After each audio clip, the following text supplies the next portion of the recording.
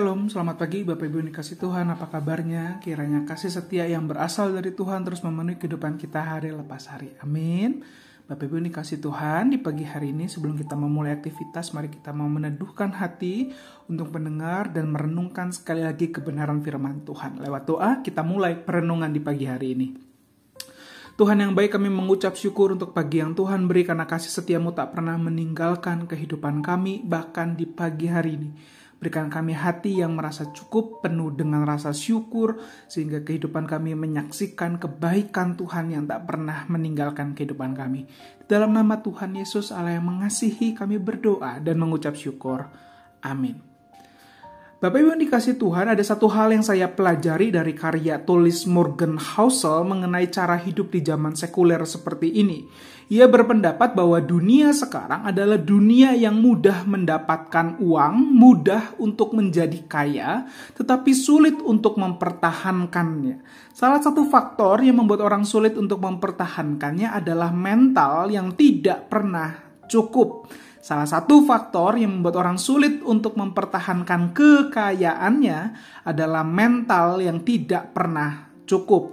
Ia beri contoh seorang yang rela menggunakan segala cara untuk menambah kekayaannya dengan tidak peduli aturan, tidak peduli moral, tidak peduli lingkungan. Ia rela lakukan itu demi kepentingannya untuk menjadi kaya. Akhirnya di usia tuanya ia ditangkap, dituduh bersalah dan kehilangan kebebasannya. Tegas salah satu penyebab dari sulitnya mempertahankan kekayaan adalah mental yang tidak pernah cukup. Toh itu juga yang kita lihat dari berita-berita hari ini, bukan? Salah satu staf pajak yang bermain api dengan rela korupsi sana dan sini, seorang petugas bea cukai yang memiliki kekayaan tidak normal, atau yang terbaru seorang menteri yang terkena kasus 8T. Apa itu menyebabkan mereka rela melakukan itu semua? Kita setuju dengan Morgan Housel, mental tidak pernah cukup. Oleh karena itu, mari di pagi hari ini dengar, belajar, dan milikilah hati yang cukup sebagai ibadah yang berkenan di hadapan Tuhan. Lewat Pengkhotbah 2 ayat ke-25 sampai 26 kita kembali belajar, kembali diajar, kembali diajak untuk memiliki mental hati yang cukup. Pengkhotbah 2 ayat ke-25 sampai 26 demikian firman Tuhan, karena siapa dapat makan dan merasakan kenikmatan di luar Dia? Karena kepada orang yang berkenannya ia mengaruniakan hikmat, pengetahuan, dan kesukaan. Tetapi orang berdosa ditugaskannya untuk menghimpun dan menimbun sesuatu yang kemudian harus diberikannya kepada orang yang dikenan Allah. Ini pun kesia-siaan dan usaha menjaring angin. Ya Bapak Ibu dikasih Tuhan, bila kita gambarkan kitab Pengkhotbah dengan cuaca, maka gambaran yang tepat untuk kitab ini kan cuaca mendung begitu ya. Cuaca berawan, cuaca yang gerimis, yang berkepanjangan, pesimis begitu ketika melihat kitab ini.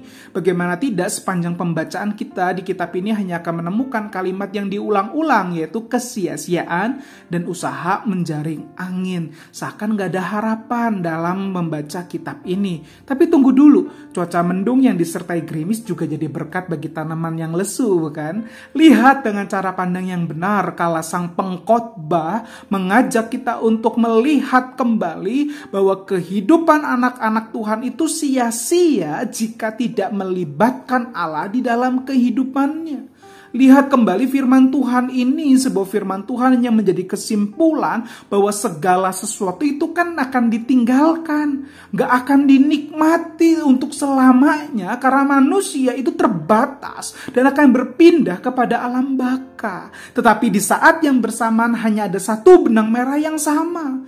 Lihat ada Tuhan yang berperkara di dalam kehidupan anak-anak Tuhan. Ayat ke-25 sampai 26 kita temukan Allah memberikan makan kenikmatan sepanjang kehidupan orang-orang yang dikasihinya.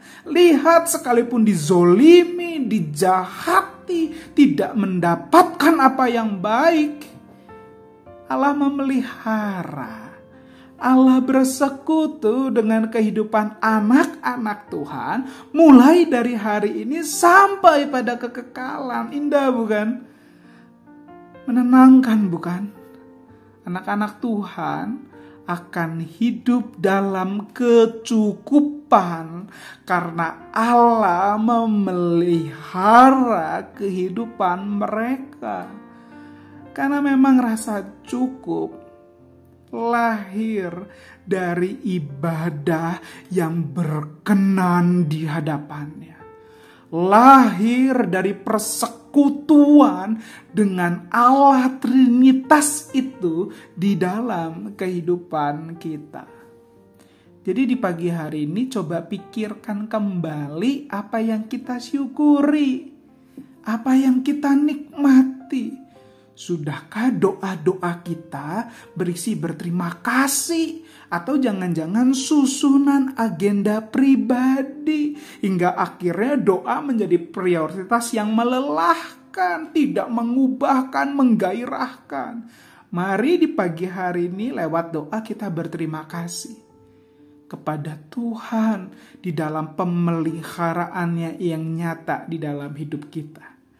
Hingga hari ini hidup itu dijalani bukan dengan keluhan, tapi dengan ungkapan syukur, penuh rasa cukup karena Allah memelihara kehidupan kita. Mari ambil waktumu, naikkan doamu, nyatakan terima kasihmu di hadapan Tuhan. Dan ingat, dan miliki, dan nikmati rasa cukup sebagai bukti dari ibadah yang berkenan. Karena lewat rasa cukuplah kita menyatakan kita memiliki persekutuan dengan Allah Trinitas itu di dalam kehidupan kita. Tuhan, terima kasih untuk segala hal yang baik bisa kami rasakan, ataupun mungkin hari ini kami sedang bergumul di tengah kesulitan, tantangan yang Tuhan izinkan. Tapi ajar kami Tuhan untuk percaya Engkau adalah Allah yang memelihara kehidupan kami, dan ajar kami untuk memiliki hati yang cukup, hati yang berterima kasih, penuh rasa syukur. Karena Engkau adalah Allah yang beserta dan berada di pihak kami. Tolong kami menjalani kehidupan hari ini bukan dengan keluhan, tetapi dengan pujian, dengan pengakuan bahwa kami hidup bersama-sama dengan Allah yang mengasihi kami. Dalam nama Tuhan Yesus, Allah yang baik, Allah yang mengerti, Allah yang menjawab setiap pergumulan kami berdoa dan mengucap syukur. Amin. Selamat menjalani kehidupan ini dengan rasa cukup sebagai pengakuan ibadah yang berkenan di hadapan Tuhan. Soli Deo Gloria.